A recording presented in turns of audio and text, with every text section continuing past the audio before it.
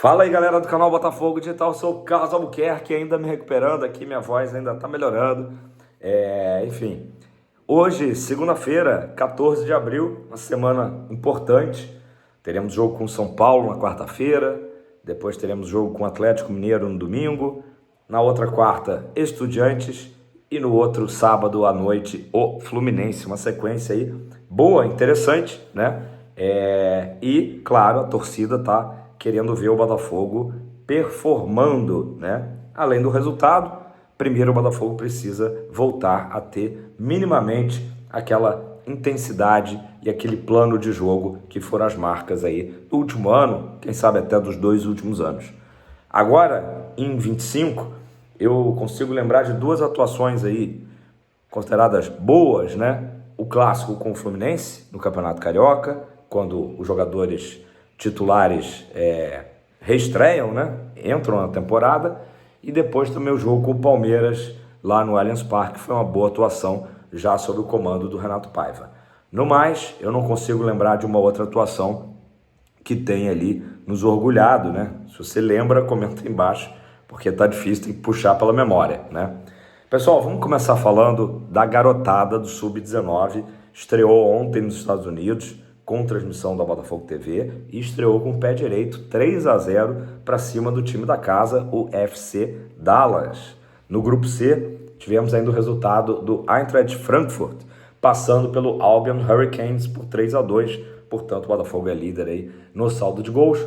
Os gols foram marcados pelo Felipe Januário, 13 minutos do primeiro tempo, depois o Kaique cobrando pênalti aos 12 do segundo, sendo que o Kaique já tinha desperdiçado na primeira etapa uma penalidade. Então ele foi lá, teve coragem, foi lá e bateu, e aí sim marcou. E também o Iago, que marcou já no finalzinho do jogo. O Botafogo estreando bem. A garotada, o Botafogo jogou com Kleber Lucas, Marquinhos, Cauã Branco. É muito Cauã, Cauê, vamos lá.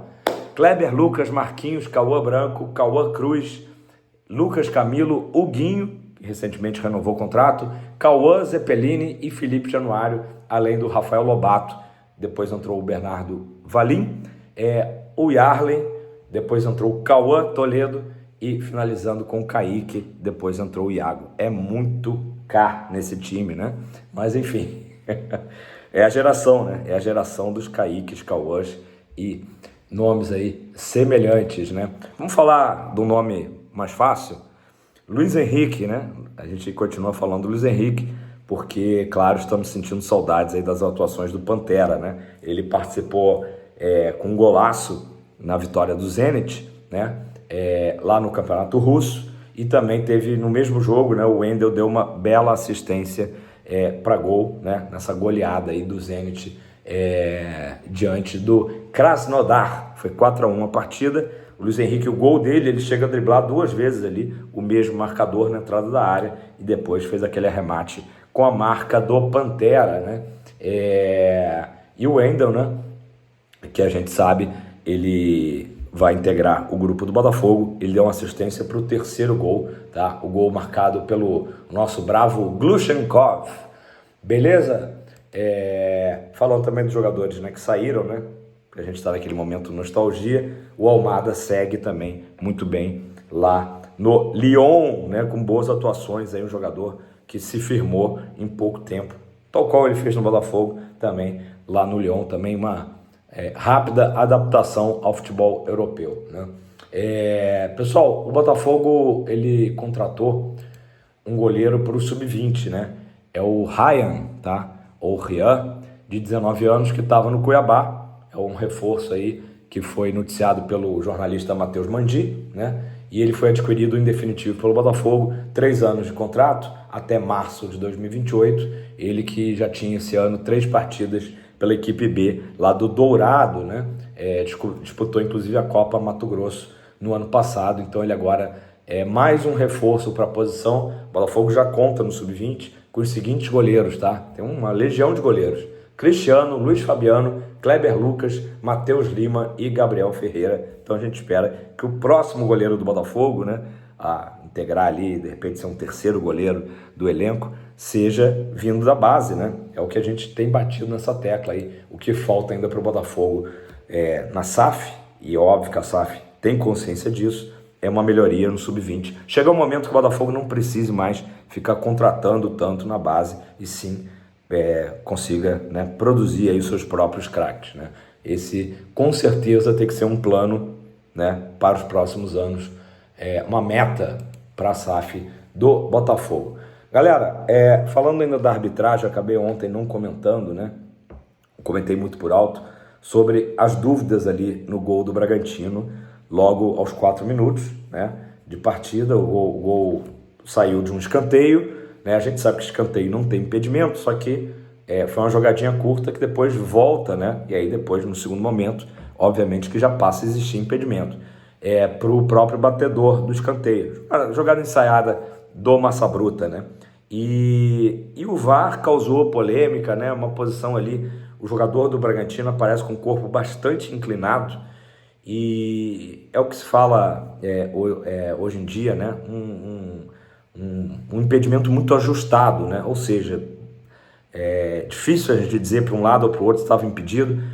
O que chama atenção é que a linha ali chegou a ficar vermelha, o que marcaria o impedimento do jogador, mas em seguida ela some, né? Então causou essa polêmica, enquanto o PC Oliveira, pelo Grupo Globo, né, pelo Sport TV, disse que houve um impedimento, já o especialista também, arbitragem, analista, o Salvo Espínola, disse o seguinte, tá? Aspas para ele.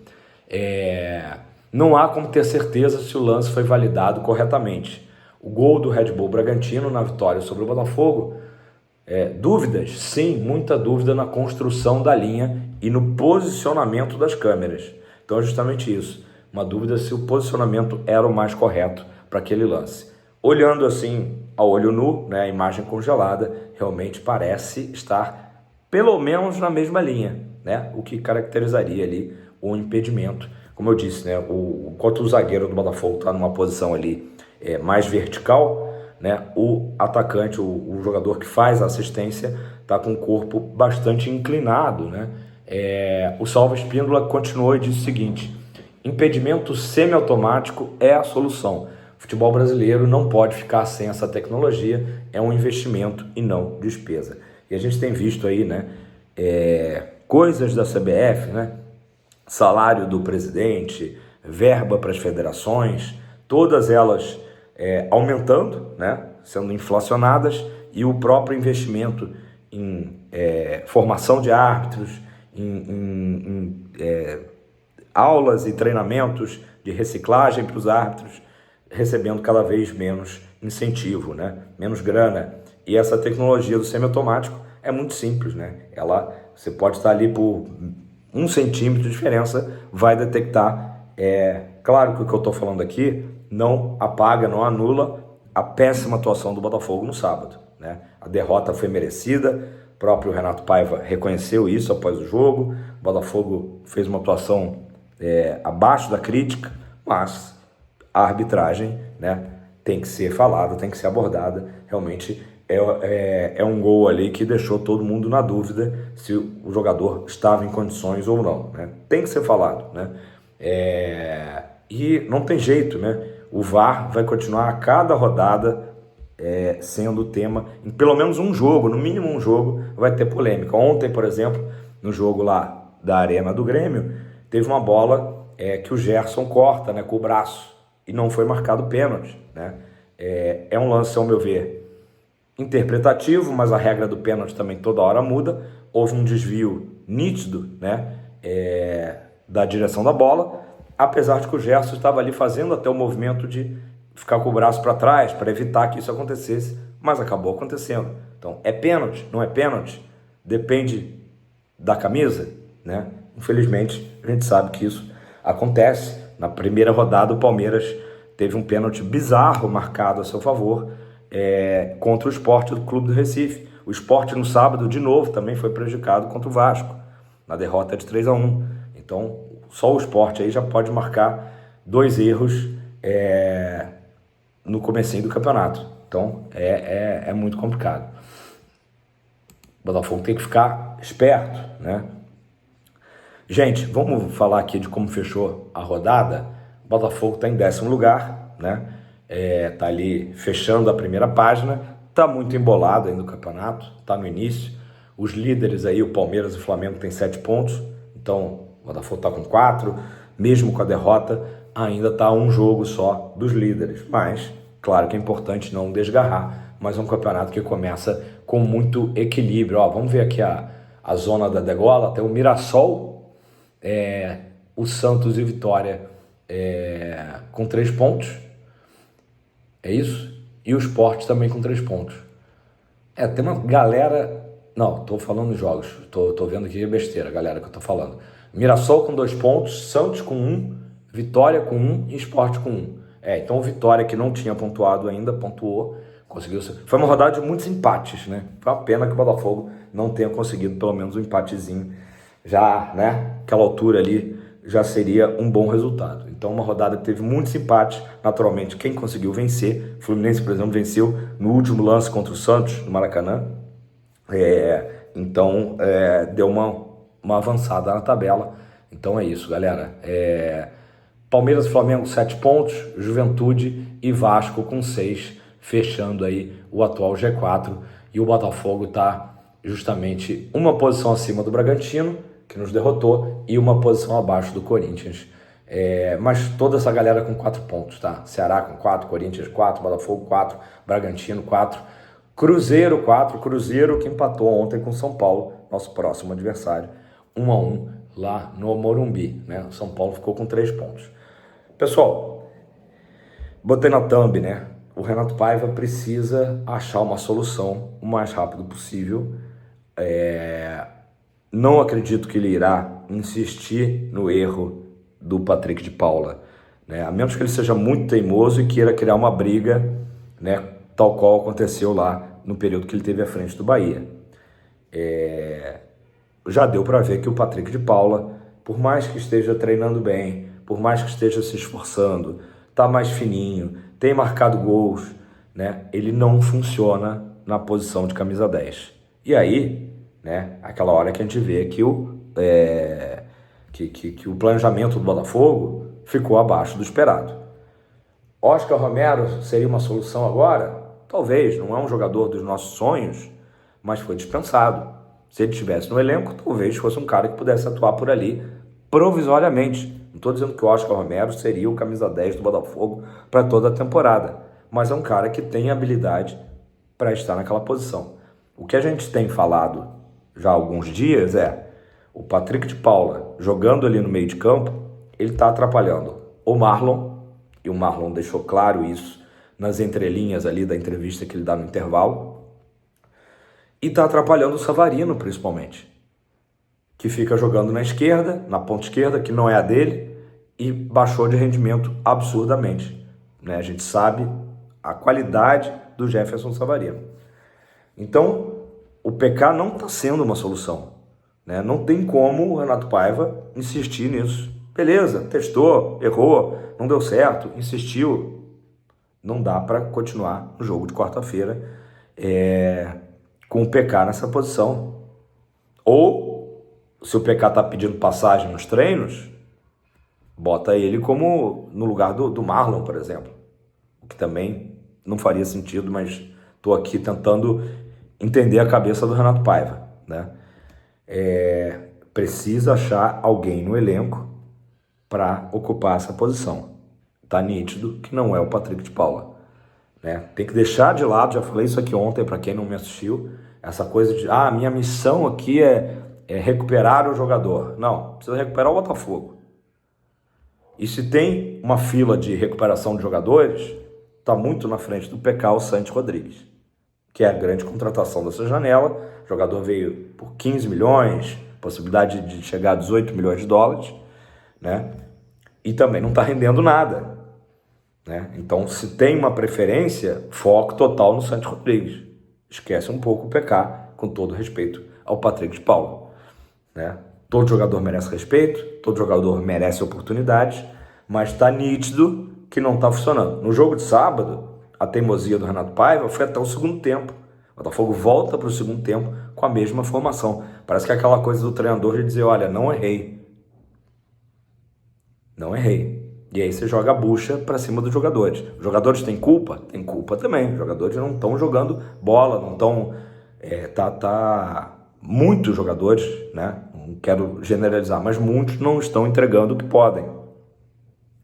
Mas o Renato Paiva voltar para a segunda etapa contra o Bragantino com a mesma formação horrorosa do primeiro tempo, chega a ser um assinte, né? Contra o torcedor alvinegro. Ele fica assim, não é possível, não é possível. E aí causa mudanças no final, já na parte final da partida, já no desespero, para tentar o gol de empate que acabou não acontecendo. Poderia ter acontecido, e ainda assim a gente ia falar que a escalação foi ruim. O Botafogo foi mal escalado. Alex Telles está mal? Vai para o banco. O Vitinho está mal? Vai para o banco. Matheus Ponte, Cuiabano, enfim. Precisa achar soluções rápidas, porque como eu disse, quarta-feira temos jogo que o Botafogo precisa vencer para se recuperar na competição. Tá perto de Palmeiras e Flamengo? Tá perto. Mas se perder de novo, essa diferença vai ampliar para 6 pontos. E aí vai começar a desgarrar, daqui a pouco não consegue mais alcançar. No domingo, um jogo dificílimo contra o Atlético Mineiro, nosso bravo vice-campeão da América, que vai querer dar uma resposta pro seu, ainda mais na frente do seu torcedor, contra o Botafogo. Então, assim, o Botafogo tem que, pelo menos, vencer o São Paulo, conseguir pelo menos pontuar contra o Atlético Mineiro, e depois, no outro sábado, temos o Fluminense no Clássico, que o Fluminense vai vir, né, desesperado. O Fluminense agora com o Renato Gaúcho, que deu uma boa recuperação no campeonato. Afinal, o Fluminense tem perdido aí uma sequência enorme de jogos para o Botafogo. Não vai querer perder mais uma. E no meio disso ainda tem o nosso jogo contra o Estudiantes. Então, o Botafogo precisa para ontem. Hoje é o dia principal de treinamentos, né? Hoje e amanhã, mas hoje principalmente, visando o jogo de quarta-feira, para que o Renato Paiva ache soluções dentro do elenco e que mude, porque tá nítido que não está dando certo, beleza? Galera, ótima semana a todos. Tomara aí que a gente tenha uma semana muito positiva em todos os sentidos e principalmente com o nosso fogão, mas muita coisa precisa mudar. Deixe seu like, faça seu comentário e se você não é inscrito, tá dando mole, estamos chegando nos 10 mil. Vamos ajudar logo a gente a chegar a 10 mil, que é a nossa meta. Tamo junto, um abraço. Tempo de Botafogo, sempre.